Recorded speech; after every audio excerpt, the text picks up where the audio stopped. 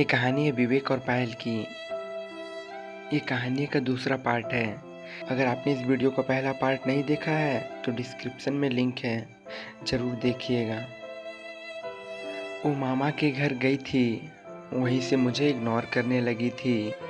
फिर वो वहाँ से अपने घर आई और घर से वहाँ चली गई जहाँ वो एग्ज़ाम की तैयारी करने गई थी।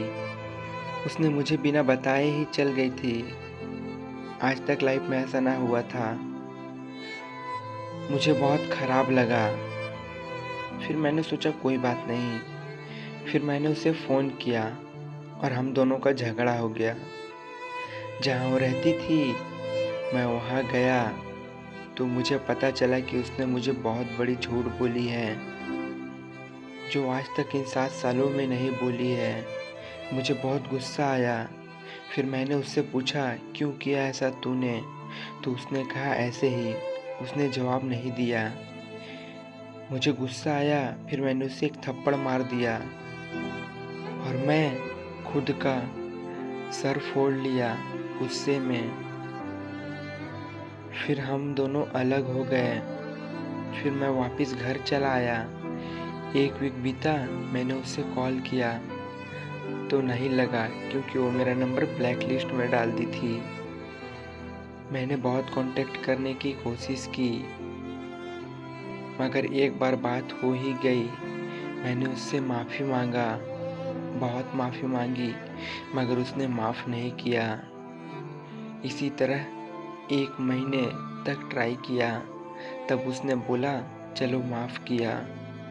और लास्ट टाइम उसने मुझे 29 मार्च को मिली। उसके बाद वो सारा सामान लेकर वापस घर आ गई। मैं भी आया। कभी कभी थोड़ी बहुत बात होती थी, मगर जब भी बात करती चिड़चिड़ा के बात करती थी। मैंने उससे पूछा कि ऐसा क्यों बात कर रही हो? मैं उससे बोला कि अच्छे से बात करो जानू, और उसने मुझे गालियाँ देने लगी। फिर उसने अपना नंबर ऑफ कर दिया। मैं डेली कॉल करता था, समथिंग 45 दिन तक उसका नंबर ऑफ था। मैंने बहुत ट्राई किया, मगर उससे कांटेक्ट नहीं हो पाया। उसके बाद मुझे पता चला कि उसकी शादी हो गई।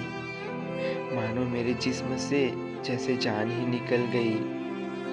उसने मुझे बताया तक नहीं कि मेरी सगाई हो गई और शादी भी, कुछ भी ना बताया उसने। उसने मुझे धोखा दिया, उस बेवफा ने। क्या हुआ वो कस्में वादे जो मेरे साथ किए थे, जो साथ जीने मरने के वादे किए थे, वो सब भूल गई वो। और वो वादा कैसे भूल गई जो बोली थी कि शादी आपसे ही करूँगी, अगर तुम्हारे साथ ना हुआ तो किसी और के साथ भी ना करूँगी। क्या हुआ वो वादा, कैसे भूल गई तू? बहुत याद आती है आपकी और उन 8 सालों का प्यार। हर पल मुझे सताती है, बहुत दर्द देती है वो यादें मुझे। लौट आओ ना बाबू, तुम्हारे बिना हर कुछ मेरा है सुना।